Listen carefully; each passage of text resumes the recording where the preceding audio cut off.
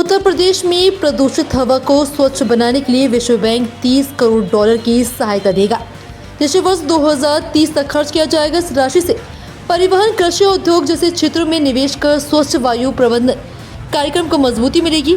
लगभग 39 लाख परिवारों को स्वच्छ खाना पकाने के साधन दिए जाएंगे। 15,000 इलेक्ट्रिक 3 व्हीलर, 500 ई बसें चलाई जाएंगी और 13,500 भारी प्रदूषणकारी वाहनों को बदला जाएगा। उद्योगों में स्वच्छ तकनीक, कचरा प्रबंधन, हरित इंफ्रास्ट्रक्चर, प्राकृतिक खेती और बायोगैस उपयोग को बढ़ावा दिया जाएगा, जिससे वायु गुणवत्ता में व्यापक सुधार होगा। उत्तर प्रदेश में ग्राम पंचायतों के लिए नए वाद्य यंत्र सेट जल्द खरीदे जाएंगे। पहले खरीदे गए 26 अवशेष सेट भात खंडे संगीत संस्थान और आजमगढ़ के हरिपुर में संगीत विद्यालय को सौंपे गए। शेष जिलों में वितरण के लिए नई खरीद प्रक्रिया शुरू होगी। पर्यटन और संस्कृति मंत्री जयवीर सिंह ने विभागीय समीक्षा बैठक में निर्देश दिया कि सभी परियोजनाएं समय पर पूरी हों और 19 स्वीकृत परियोजनाओं की वित्तीय मंजूरी शीघ्र जारी की जाए। सांस्कृतिक कार्यक्रमों को बढ़ावा देने के लिए विभिन्न संस्थाएं होटल और रिजॉर्ट से समन्वय करेंगी। इन संस्कृति नीति केंद्र की नीति के अनुरूप तैयार की जाएगी और रोजगार अवसर बढ़ाने पर जोर रहेगा। उत्तर प्रदेश सरकार ने अगले 6 महीनों के लिए प्रदेश में सभी प्रकार की हड़तालों पर रोक लगा दी है। नियुक्ति एवं कार्मिक विभाग के प्रमुख सचिव एम देवराज द्वारा जारी अधिसूचना के अनुसार यह निर्णय अत्यावश्यक सेवाओं का अनुरक्षण अधिनियम 1966 के तहत लागू किया गया। इसके तहत प्रदेश सरकार के अधीन सभी विभाग, निगम और स्थानीय निकाय शामिल होंगे। आदेश के अनुसार कोई भी सरकारी कर्मचारी हड़ताल की घोषणा नहीं कर सकेगा और न ही उसमें भाग ले सकेगा। सरकार का कहना है कि जनहित और आवश्यक सेवाओं को सुचारू बनाए रखने के उद्देश्य से ये कदम उठाया गया। उत्तर प्रदेश में स्थापित 7 centre of excellence startup ecosystem को नई गति दे रहे हैं। Artificial intelligence, blockchain, maitake, telecom, drone, additive manufacturing और ऑटोमोटिव टेक्नोलॉजी जैसे क्षेत्रों पर केंद्रित ये केंद्र स्टार्टअप्स को हाईटेक लैब को वर्किंग स्पेस, टेस्टिंग सुविधाएं और विशेषज्ञ मेंटरशिप प्रदान कर रहे हैं। इससे युवाओं को वैश्विक स्तर पर उद्यमिता के लिए तैयार किया जा रहा है। विशेषज्ञों के मुताबिक इनका लाभ स्वास्थ्य, कृषि, शिक्षा और स्वच्छता जैसे सामाजिक क्षेत्रों में भी दिख रहा है। इसके साथ ही मुख्य निर्वाचन अधिकारी ने पूरे जिले को मतदाता सत्यापन कार्य गंभीरता से पूरा करने के निर्देश दिए।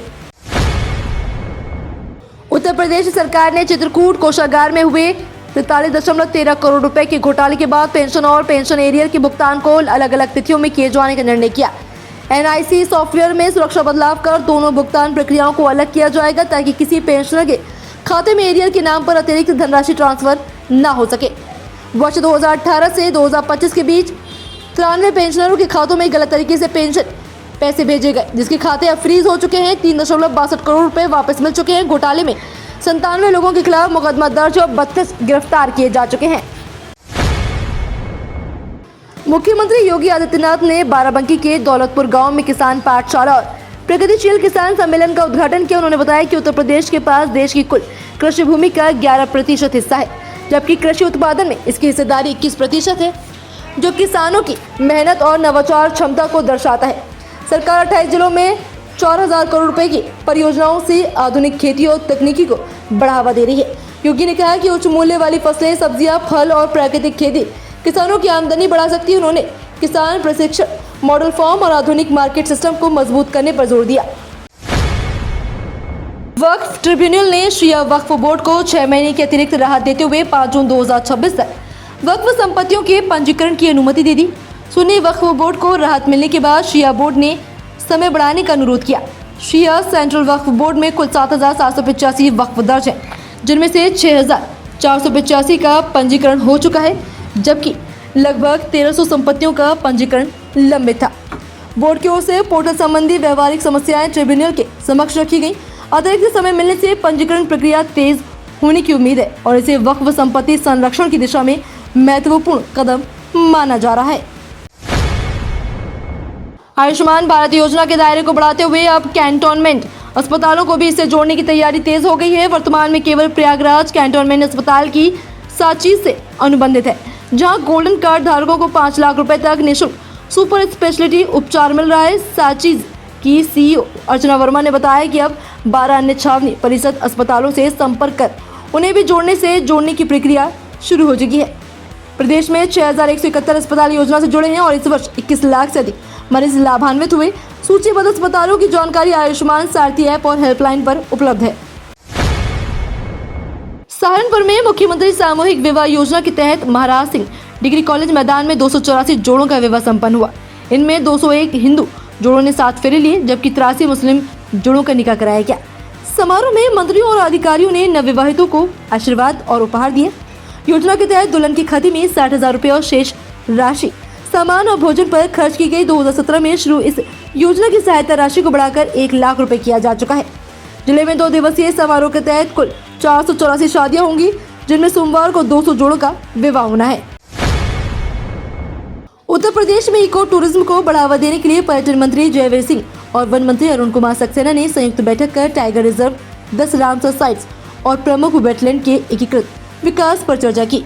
दुधवा, पीलीभीत, आमानगढ़, रानीपुर टाइगर रिजर्व और विभिन्न पक्षी अभ्यारण्यों में आधारभूत सुविधाओं, nature trail, watch tower, signage, cottage, canteen के विस्तार पर जोर दिया। One district one wetland model के तहत 52 वेटलैंड विकसित किए गए। इको टूरिज्म गाइडर, ड्राइवर और स्टाफ के प्रशिक्षण, बर्ड फेस्टिवल योजनाओं और सूरजपुर और ओखला बर्ड सेंचुरी में सुविधाओं के विकास पर भी सहमति बनी। पूर्व सांसद धनंजय सिंह ने समाजवादी पार्टी प्रमुख अखिलेश यादव पर तीखा पलटवार किया।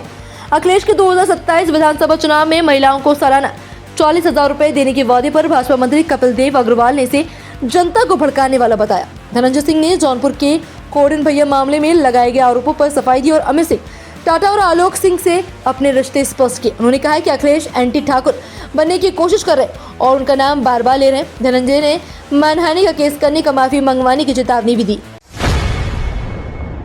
यूपी भाजपा का नया प्रदेश अध्यक्ष कौन होगा, इस पर कयास तेज है। महाराजगंज के सांसद और केंद्रीय मंत्री पंकज चौधरी का नाम सबसे आगे बताया जा रहा है। वे कुर्मी ओबीसी समाज के कद्दावर नेता है और पीएम मोदी के करीबी माने जाते हैं। पहले साध्वी निरंजन ज्योति और बीएल वर्मा के नाम चर्चा में थे। पंकज चौधरी 7 बार सांसद रह चुके हैं और वर्तमान में वित्त मंत्रालय में राज्य मंत्री हैं। भाजपा प्रदेश अध्यक्ष का निर्वाचन 14 दिसंबर को होगा। इसके लिए नामांकन 13 दिसंबर को लिया जाएगा और केंद्रीय पर्यवेक्षक की निगरानी में चुनाव संपन्न होगा।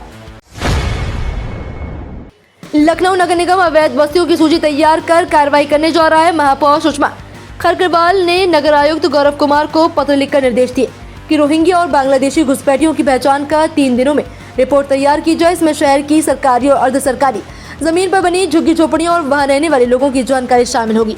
अवैध बस्तियों में लगे बिजली कनेक्शन काटे जाएंगे। महापौर ने कहा कि देशी नागरिकों के लिए वैकल्पिक रोजगार और रहने की व्यवस्था सुनिश्चित की जाएगी। अभियान का मकसद संदिग्ध विदेशी नागरिकों की पहचान और कानून के अनुसार कार्रवाई करना है। उत्तर प्रदेश में आगामी पंचायत चुनावों में नोटा विकल्प और उम्मीदवार के नाम से स्पष्ट प्रदर्शन की मांग को लेकर इलाहाबाद हाईकोर्ट लखनऊ बेंच ने जनहित याचिका दाखिल हुई। याचिका में कहा गया कि वर्तमान में केवल चुनाव चिन्ह छपते हैं, जिससे ग्रामीण और अशिक्षित मतदाता भ्रमित हो सकते हैं। नोटा का विकल्प लागू होने से मतदाता असंतोष व्यक्त कर सकेंगे और उम्मीदवारों की गुणवत्ता में सुधार आएगा। याचिका शुक्रवार जस्टिस AR मसूदी और जस्टिस ब्रजराज सिंह की खंडपीठ में सुनवाई के लिए सूचीबद्ध है। प्रारंभिक सुनवाई में कोर्ट अंतरिम निर्देश या आगे की तारीख तय कर सकता है। 13 दिसंबर को उत्तर प्रदेश में मौसम ठंडा और कोहरे वाला रहेगा। पश्चिमी यूपी के कुछ हिस्से में और पूर्वी यूपी में सुबह के समय घना कोहरा छाए रहने की संभावना है। दिल्ली NCR में आंशिक रूप से बादल आएंगे और सुबह शाम हल्की धुंध रहेगी।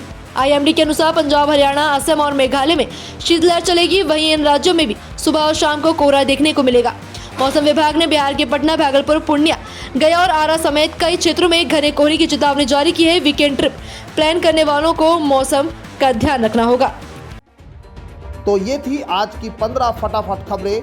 अगर आपको वीडियो पसंद आया तो वीडियो को लाइक, शेयर व कमेंट जरूर करें। धन्यवाद।